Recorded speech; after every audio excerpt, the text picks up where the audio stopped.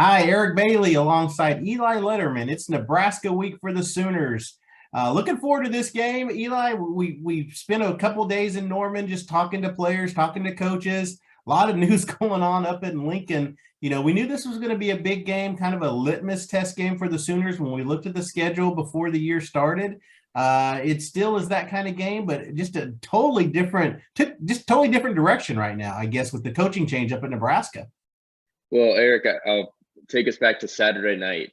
OU's wrapping up Kent State, and we see this Nebraska game is close. And I was texting with a beat writer in Lincoln saying something to the effect of, "Are we going to see Scott Frost next weekend?" And he said, "I'm pretty confident you will, no matter what happens here."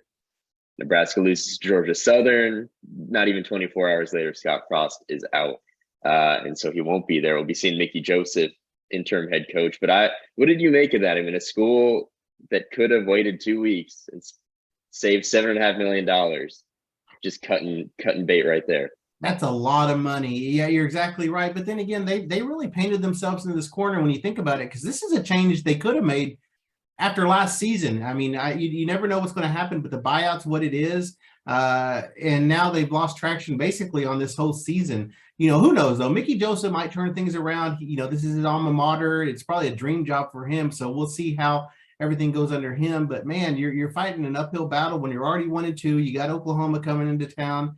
It's tough seeing Nebraska in this situation because they've always been such a proud football program. And, from the Oklahoma, Nebraska days back in the Big 8 days, it was just these two teams were the teams. So interesting stat that I was able to figure out, John Blake, who Oklahoma fans remember 12-22 during his 3 seasons at OU, had a better overall winning percentage than Scott Frost, which is really strange. And it kind of puts things in perspective for Oklahoma fans who look at John Blake, who struggled so much. Nebraska fans are living your life right now with Scott Frost. Scott Frost didn't win as many games as John Blake. That's just some really interesting perspective when you think about it. And one more note, I guess, on the buyout end. I mean, there's no kidding around that $7.5 million is an absurd sum of money. I would kill Eric to be a college football coach. I would win no games, just pay me my buyout, and I will leave, no problem. But I'll give, I guess, Nebraska and Trev Alberts and most likely the boosters in Lincoln some credit for it. It was maybe clear even before the season Scott Frost was not going to be it. It's certainly clear 3 games in, and at that point, to salvage whatever's left of this season, it's probably a fair thing to the players. And if you know it's hit its end, at least cut it off. But it's a lot of money. But it's now set up this kind of interesting week where there's the rivalry end of and the history of OU Nebraska. I mean, you talk about Nebraska's heyday. Eric, I was born in 1998. That's a year after Nebraska's last national title. So I hardly know of the powerhouse days. Marvin Mims, I was talking to him after the game Saturday night. He was born 5 years after that in 2002. And so there's a kind of a cutoff date generationally of what people know Nebraska as. But there's no doubting the rivalry here, but it's also the first road game for the Sooners, and that's its own kind of element to this week. I didn't listen to anything after you said what year you were born. That hurt. No, no, and you're right. The rivalry perspective, and I'm writing about this for Saturday's newspaper and online this week, is this is a great series. This goes back to the 80s, the 70s, the game of the century in 1971. My focus for this week, my story is going to be on the 86 and 87 games. Oklahoma had both teams were top 5. Oklahoma had there was a scheduling thing where OU had to go to Lincoln 2 years in a row. And OU went up there and won both years. They won 20-17 with a remarkable comeback in 86, 10 points in the last 2 minutes to take the lead. And then in 1987, they went up there and just dominated and won 17-7. I've had a chance to talk to a lot of the people, the players in those games, and it was a lot of fun talking to those older players. They're just reliving history. And Sooner Magic, we hear that term all the time. I tell you, that 86 game was full of Sooner Magic. Growing up, I watched college football like a lot of other kids in Oklahoma, and those were the games we always waited to see. I'm looking forward as a sports writer to go to Lincoln, Nebraska. I've never been to Lincoln for a football game, so I'm excited about the opportunity to go somewhere where I grew up watching, OU really battle Nebraska in Lincoln and going on that field and being in that stadium. I'm really looking forward to it. When we look at this game, I mean, it's going to be interesting to see what happens. I mean, we don't know what Mickey Joseph, what the turnaround is going to be like. Oklahoma, the line's anywhere from a 17-point favorite down to an 11-point favorite. I think we do agree that Oklahoma is going to be favored going into this game, but there's a lot of question marks because it is the first road game, and we've had a chance to talk to players and coaches. I think you kind of just tell what we're hearing from them, what they're saying about this first road game. Yeah, I mean, they're not taking Nebraska lightly by any stretch. And I don't think they didn't take UTEP or Kent State lightly. I don't think that's ever going to be the attitude of this program, if it ever was, but not under Brent Venables and this staff. They're not letting these guys look past anybody. But the fact is, Nebraska has some weapons. I mean, we know what Casey Thompson can do to an Oklahoma defense. We saw it last fall at the Cotton Bowl, and they've put up plenty of points offensively. They haven't stopped a lot on defense. But you take Casey Thompson, veteran, talented quarterback, you take maybe whatever balance they get. I'm sure it's going to be rocking. I mean, we know there's going to be 90,000 people there in Lincoln. So there's all the elements here that this could be a really challenging opponent. But the other end of this that they talked a lot about this week is just this is the first away game of the Venables era and first away game of this season where they're going to have to go somewhere now and do everything they've done and do everything they've talked about and have gotten to do it in the comfort of the home. The LED lights were really nice on Saturday night, but this is going to be hostile. And we know they're taking even that part seriously because we were waiting for practice to end yesterday. And we start hearing them pumping in crowd noise. And Reggie Grimes was talking about it afterward. I think, no, he couldn't be sure which Super Bowl, but it's the crowd feed from some Super Bowl that the Rams played in that they've been using on the practice field. And they're preparing for a hostile environment. And I think, when you consider that there's some newcomers from who came maybe from Group of Five schools, you consider the fact that there's freshmen and young guys contributing right now for the Sooners. This is going to be a road test and something new for them. The other thing I can say from Reggie Grimes to Dylan Gabriel to Danny Stutzman, some of the older guys, the veterans, they relish going somewhere like this. For Reggie, he's got a lot of ties at Nebraska. On his mom's side of the family, but he's excited to play in this. This is what he said for the love of the game. It's what you do it for. So it's an exciting place for them to be going, but it's certainly going to be that first road test too. For Nebraska too, I really think they're going to be running on a lot of adrenaline. I mean, this is the game on the schedule that they've been looking forward to. OU's first visit there since I think 2009 maybe.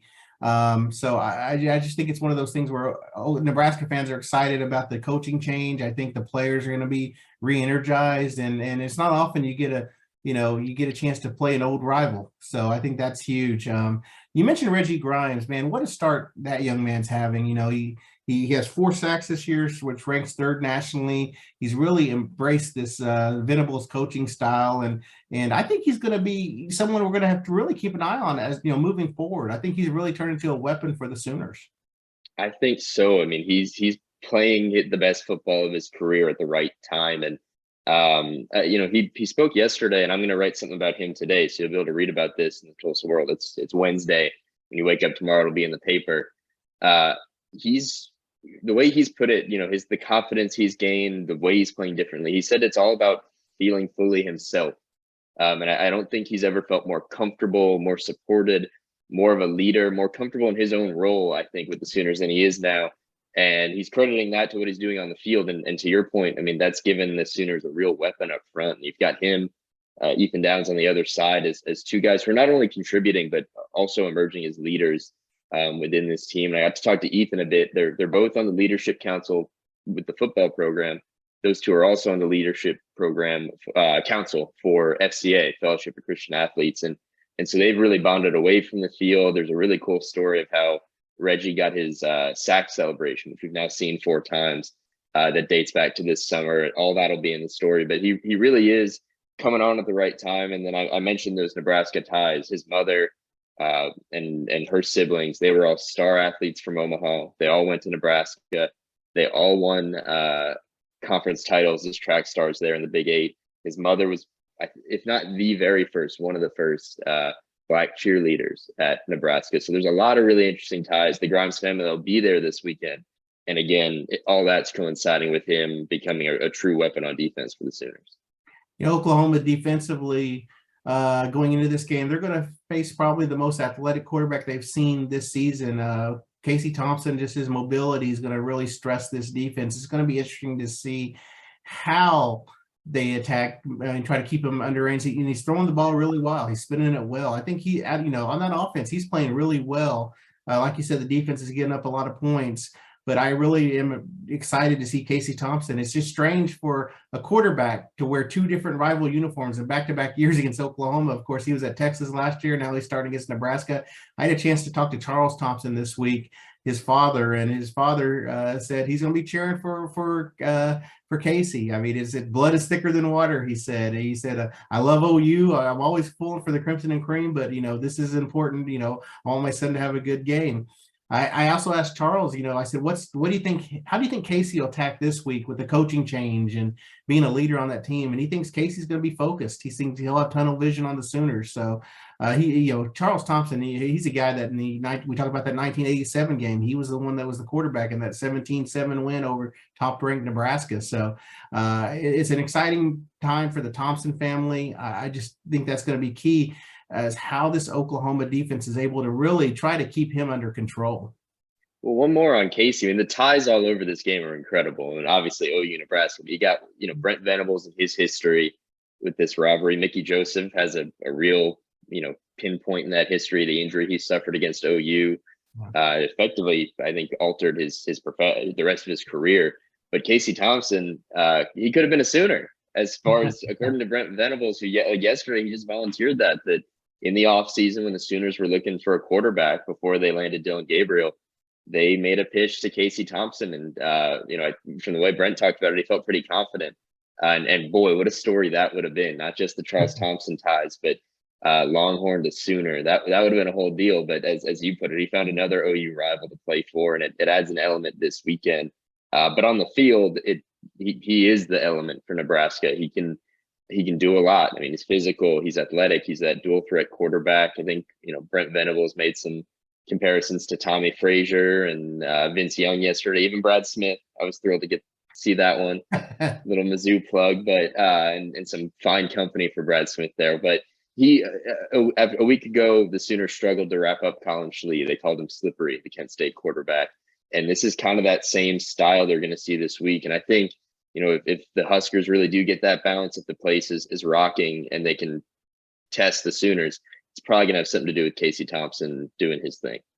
It's interesting, too, because the former coach at Oklahoma probably wouldn't admit that he lost out on a quarterback, but Brent Venables, unsolicited, said, we wanted him. We didn't get him. So I thought that was really, he wasn't ashamed to say that, especially against a quarterback he's going to compete against. We look at Oklahoma's offense now. There were some murmurs in the stadium in the 33-3 win over Kent State in the first half. I mean, it was a struggle starting off, and you knew there were going to be times of growing pains, but I don't think anyone expected it at home against Kent State. Oklahoma didn't score until the final minute of the half, before the first half, and we look at it looking back in hindsight, we saw how much Oklahoma was trying to force feed the run. 13 rushes for only 7 yards in the first half. And then they opened things up, passing the ball in the second half and rolled after that point. But Jeff Lebby said something interesting this week, Eli. He said that he admits he was being a little stubborn. He was trying to run the ball probably more than they needed to. And but in the same vein, they really need to be able to run the football because they're going to face more talented defenses. They're going to face Baylor. They're going to face Kansas State in a couple of weeks. They're going to have to really figure out something to do to establish that run game. You really hate to see the pass game open up the run game. That's what it did. You'd love for the run game to open up the pass game. So we'll see what happens this Saturday. I think a big key element of this also is the return of Wanye Morris. Is he going to be in that starting lineup? I don't know. We'll see. But Wanye Morris is going to be available this week. Yeah, I mean, on that front, the way Brent has spoken about him has been interesting. And while he's been out and, the program, Brent Venables, they've not acknowledged anything other than an off-field issue. So we don't know exactly what it was that kept Wanye off the field for the first few weeks. But across that whole time frame, we've been asking, when's Wanye going to return? Brent Venables has not only, said that's his starting spot on the line, but yesterday, most interestingly to me, said if he's rusty, it's not because he hasn't been working. It's going to be jitters. It's going to be this because he's been practicing even while missing these games. And so I think at least in the way Brent Venables has spoken about it, he's almost put the pressure on Wanye that if he is slotted back in, he's got to look like that guy. And another source of pressure there would just be Tyler Guyton, who in Wanya Morris's absence filled in just fine. So that's good competition. That's what, if you're an OU fan, you'd want on the offensive line, rather than, probably some other programs around the country who are just trying to cobble together 5 dudes who can block right now. So that's important. But on the running thing, it's interesting. They basically ran into a wall in the first half against Kent State. And I've found interesting that Jeff Lebby has kind of both weeks come away from Saturday saying, essentially saying the same thing about the flow of the game and understanding it, and maybe not, after week 1, it was the speed. After week 2, it was maybe I was too committed to the run, but he's seemingly learned. I think they're going to get a decent run game elixir this week. Both games Nebraska has lost, they've given up over 200 rushing yards. So this might be the week for Eric Gray and Marcus Major to get theirs, even more than they already have.